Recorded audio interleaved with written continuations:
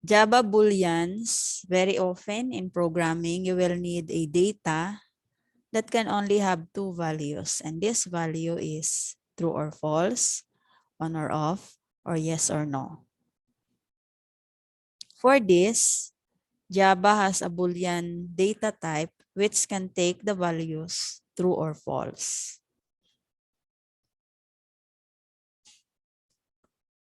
In order to declare a Boolean type, we uses the keyword Boolean in lowercase. And remember that once you uses this keyword to any identifier, its value is limited only to true or false. You don't need to place students yung quotation ha. Quotation signifies a string.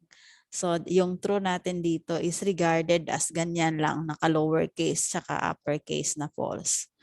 Okay, I have here an example wherein the identifier is Java fan and is fish tasty are both declared as Boolean. Now, the last two statements, which are print line is Java fan and is fish tasty, will simply display true at saka false. Okay, true here was based on the assigned value for is Java fan, which is true. And yung false naman is the assigned value of is fish tasty, which is false. Okay, let me show you the result using the W3 Schools Try It Yourself editor. Ayan. Kita niya naman. Let's say I change this to true. Ayan. Right away, it is identified by Java since it is colored blue for keywords. So we run it ulit. And this time, it will print dalawang true for is Java fan at saka is fish tasty. Okay? We move to the next implementation of Boolean. It is more common to return values from Boolean expression. It refers to conditional testing, which was our previous topic. So conditional testing uses the operators greater than in our example. Wherein when we say Boolean expression, it's simply an expression containing operands and operator. To name some, ito yung greater than, less than, greater than or equal, is equal to, not equal to. So Boolean expression is a combination of an operand tsaka operators, which are then identified if it is true or false.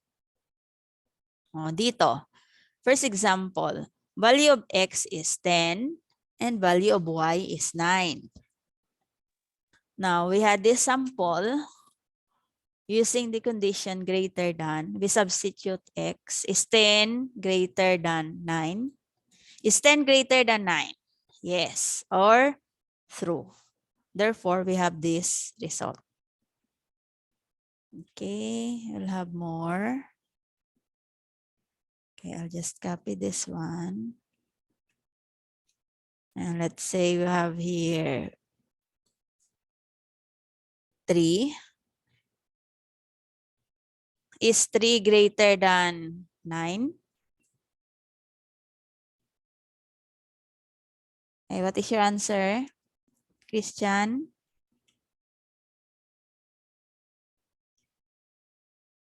False, ma'am. Okay. We'll have another. Ito naman palitan natin ng 300. Wherein, if we would substitute, is 10 greater than 300? Okay, what's your answer, Angelo?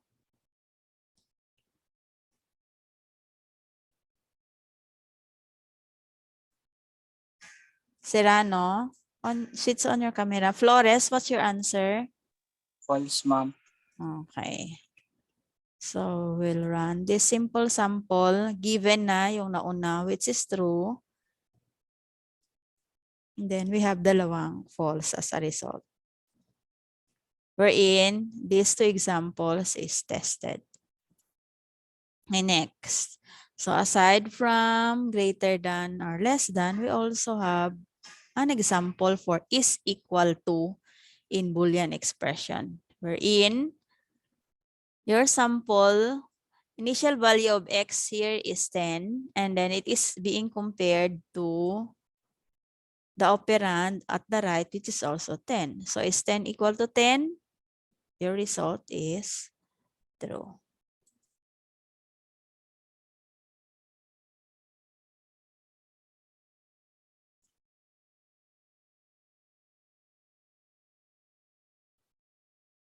Okay, the Boolean value of an expression is the basis for all Java comparisons as well as conditions. We will learn more about condition in the next chapter that refers to if else. So before we do that, we have an exercise here. Okay, we'll start the exercise. Now, please, student, you participate. Okay, who want to answer first exercise? Okay, this is the requirements. You have to fill in the missing parts in order to print the values true and false. Okay, what is missing in the first line?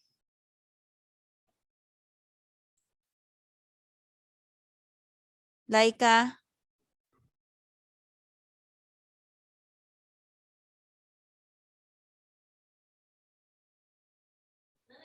Wala si Laika. You raise your hand. You have there a button below to participate. To raise your hand. Perlota. What is missing in the first line?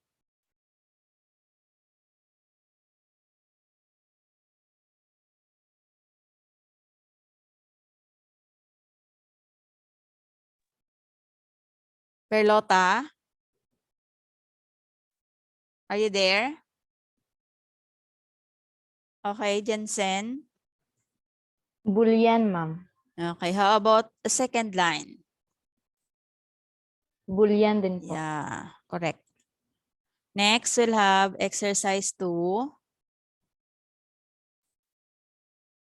Here, the exercise requirement is, again, you're going to fill in missing parts to print the value true. Ma'am, excuse po ma'am, pwede daw po pa-accept si Kezaya po. Naka-share screen si ma'am. Dali yan ha. O ako't kisayang nakikita. Please answer muna exercise number 2. Yes, Albert? X is greater than 9. Yes, correct. X greater than 9.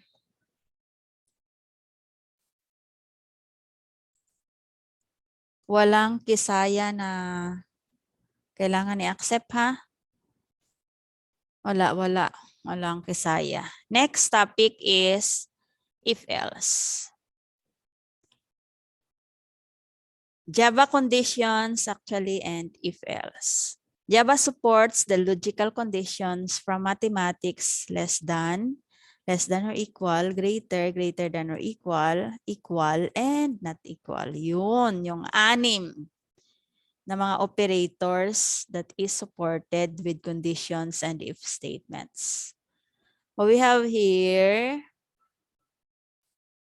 okay, useful keywords that is used with conditions. The first one is if, which is used to specify a block of code to be executed if a specified condition is true.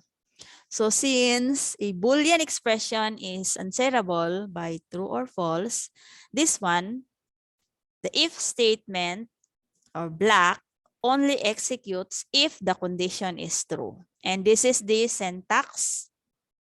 If, condition in parentheses, and the block of code within curly braces. Reminder students, if there is only one statement within the block of code, you don't need to place this one, huh? It is only needed if you have 2 or more statements. And notice also that if is in lowercase, hindi uppercase yung I, or both I and F are uppercase. Pag ganun yung ginawa nyo, you will have an error. Now, we have here an example. So again, meron tayong value that is compared for condition. Is 20 greater than 18? Therefore, your result is 20 is greater than 18.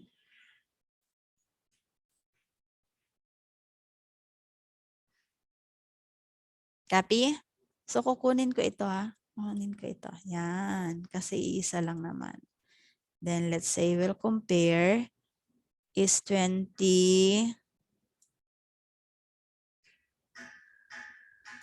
greater than 0?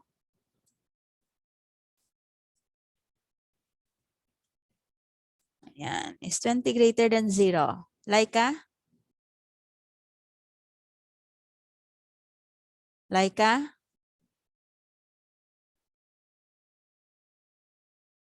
False, ma'am. Is 20 greater than 0? You just answer me with yes or no. No, ma'am. Oh. Inalpe? Is 20 greater than 0? Yes, ma'am. Yes. And therefore, this will result, since your answer is yes or true, your result would be positive. Okay? Kuha nyo yung scenario. It will only execute the statement if the result is true. Let's say we change this to -9. Is -9 greater than 0? No, ma'am. Who's that? Albert, is -9 greater than 0? No, ma'am. False. No. And in this case, since false siya, and if statement is only limited to execute something if the result is true, therefore, in this case, ano mangyayari? Wala siyang magiging result or it would display nothing. Copy? Wala siyang i-display kasi yung statement to be executed is only limited if the result of the condition is true. Ganon. Next. In the example above, we use 2 variables, x, which is 20, and y, which is 18. To test whether x is greater than y, we use the symbol. As 20 it is greater than 18, therefore this will print. Okay. Next is the else statement.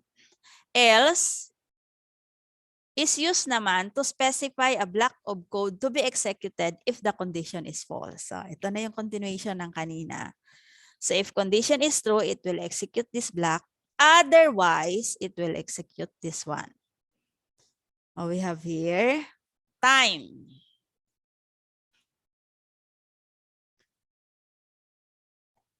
Time is 20. So, is 20 less than 18? False or no.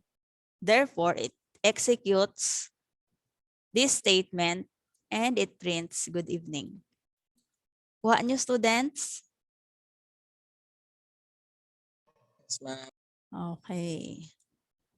So, ganito yung block of code. Since yung ating statement to be executed is single line or nag-iisa lang, pwede rin namang wala na ito. Pwede na naman yung kunin, ha? Para mas shorter yung code and still you'll have the same result.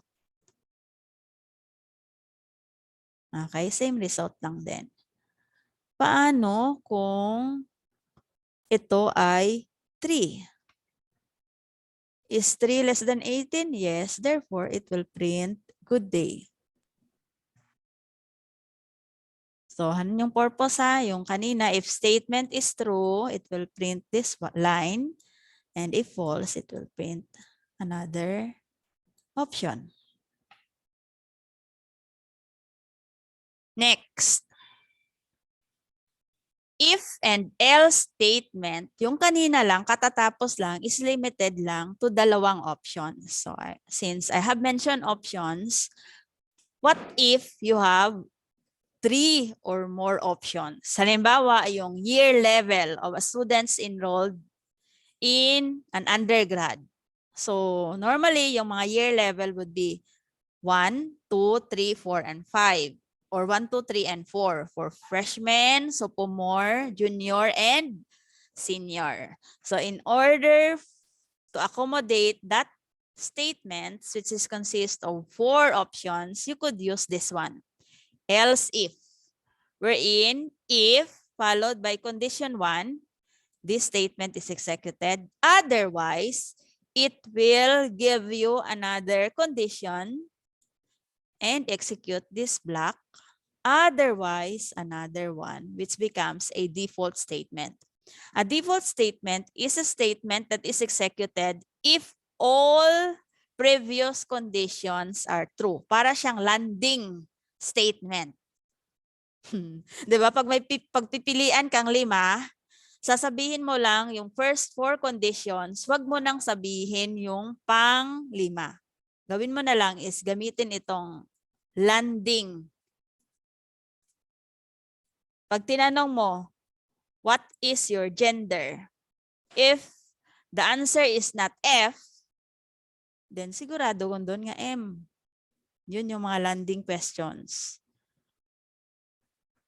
If your question is asking about is the value positive?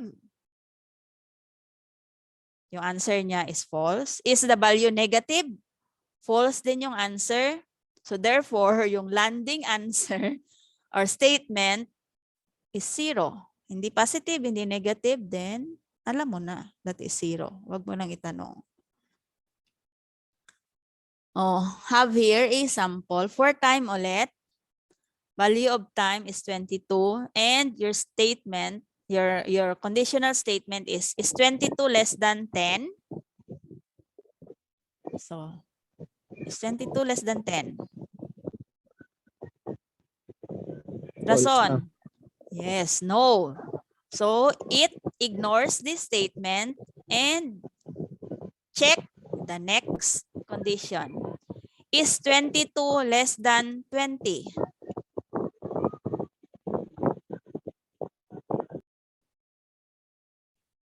Ulit, anybody from the class may answer. Is 22 less than 20? False.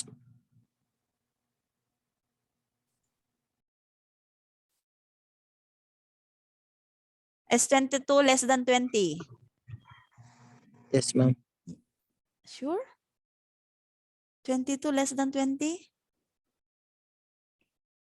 False. False. So, ignore ulit itong statement na to kasi false and then proceed with the landing statement. So, the last one has no condition at all. Therefore, it will print good evening. Ayan siya. Copy? So, ganon yung ating if-else. Maghahanap yan siya kung saan siya banda, nagto-true, yun yung statement. That's why it is important that you do not forget your semicolon. Kasi di ba every statement ends with semicolon. So, if this statement is true, when it executes this one, mag-end na siya, ignoring the rest of the else if and else. While if this statement naman is false, itatry niya to check this one. And if it is true, ito yung execute niya. And it ends here. It terminates kasi you have a semicolon. Ignores the rest of the else if sa baba. So ulit, in this example, since your first condition is false, it continues to the second condition, false ulit. Therefore, it continues to the last one, Wala nang condition and therefore this one gets printed. So ganon. Ulit, we have an exercise here. Okay, number one. Number one. Print hello world if x is greater than 9. Now you're going to supply missing parts of the program in line 3. Raise your hand if you want to answer exercise 1.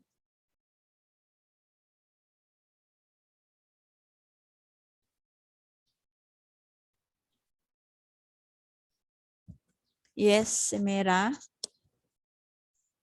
If po ma'am, tsaka greater than y. Yes, eksakto. Tama. Next tayo.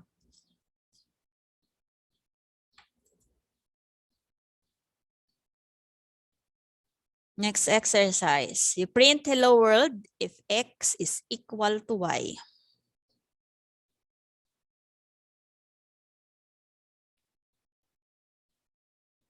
Answer exercise 2.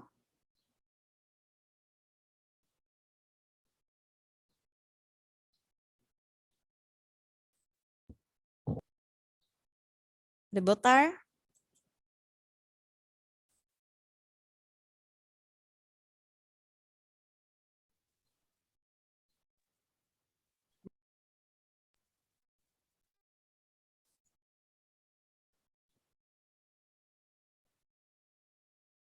Igin?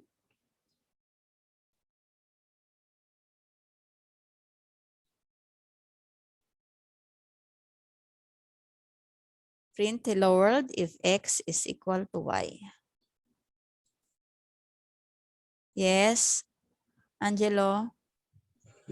If ma'am, tapos x is double equals dun. Oo, daywang ka-equals ha, daywang ka-equals di kara. That is used for condition. Tama. Last one. Exercise number 3.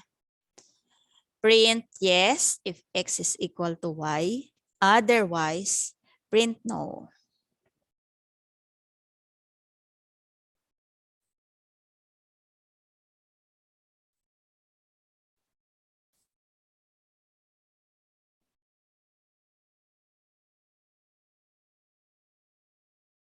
Yes, Angelo?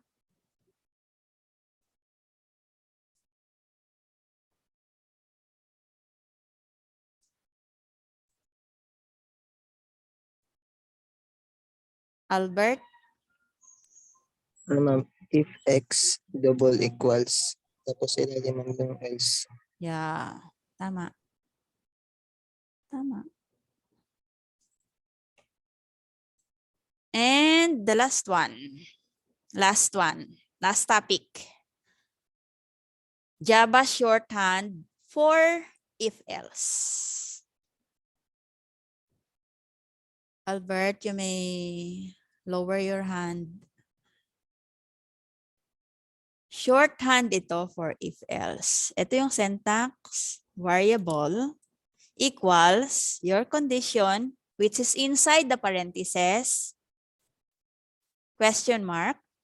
Okay, that's your clue to know that you must provide a condition here. Then your statement, if the expression is true, then colon, another statement if the expression is false, and semicolon to terminate the shorthand. So ulit variable equals, condition in parentheses, question mark, expression if true, colon, expression if false, and semicolon. Sample. In if statement, this is a sample and it could be written in shorthand with this. Okay? Ganyan para mako-compare natin. So, result is equal to your condition, which is time less than 18, followed by question mark, and then your print statement, which is good day, Ayan.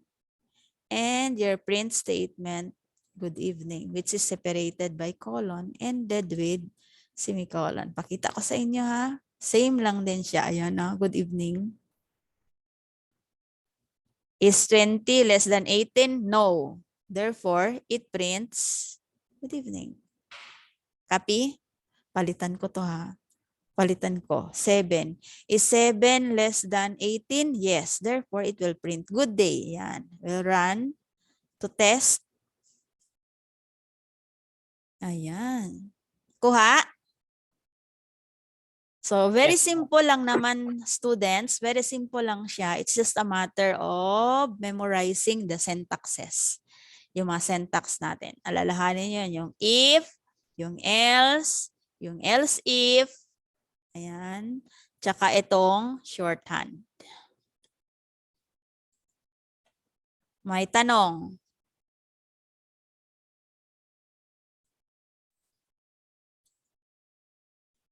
So your quiz would be after our midterm exam ha. Doon na lang.